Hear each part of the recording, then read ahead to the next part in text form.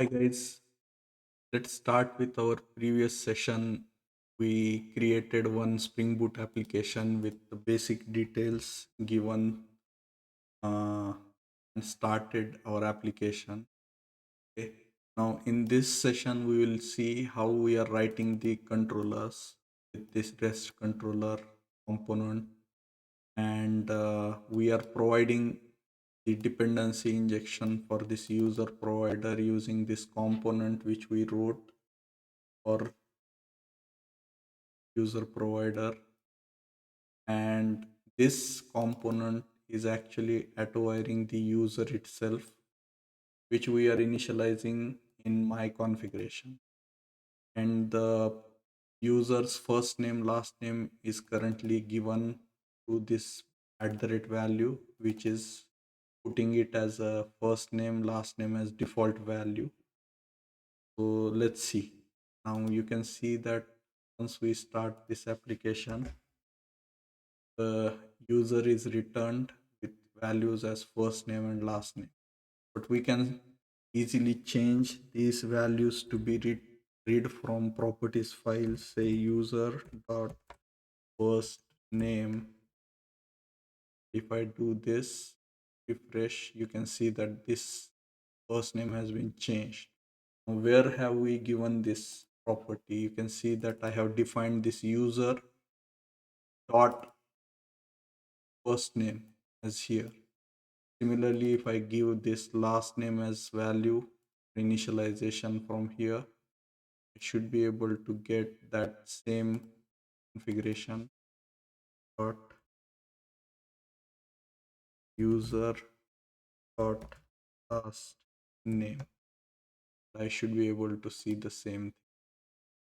So the way things work, that when we initialize the application, goes through these components and configurations.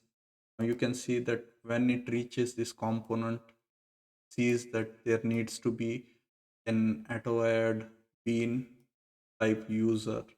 So it tries to search through the memory that where we have defined this user bean, and it comes here. Here it sees that this configuration is to be initialized. So this will initialize the configuration.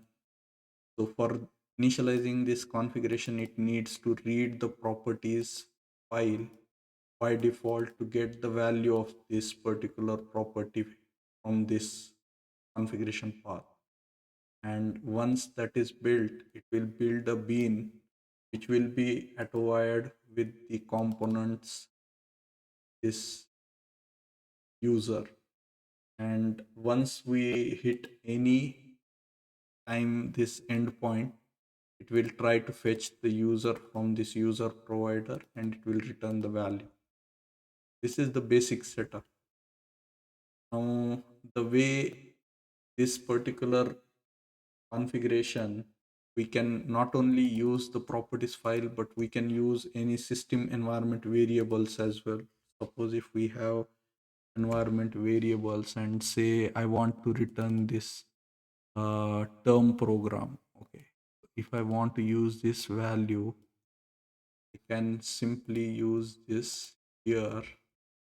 And if I start the application again, you can see that if I find this value, you can see that the value from environment variable is picked up. So you can actually use any of these values.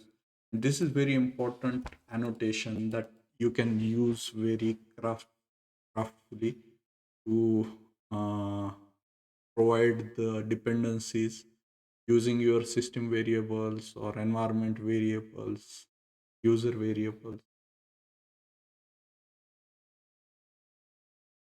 Now, now once we have learned about the way we are able to define the properties in the YAML and properties file applications files, let's see how we can define the banners. Like this particular banner, we can change by using simple banner dot txt. And if I go copy this text, paste it here. You can see that the banner is changed, startup banner. Okay, guys, I think next session we will continue and learn about the bootstrap and spring properties, spring factories uh, file, and some of the other mechanisms to inject the properties using property at the rate property source annotation. Thanks. If you like my videos, please do subscribe and like my videos with button, and do leave whatever you feel like when you have any comments.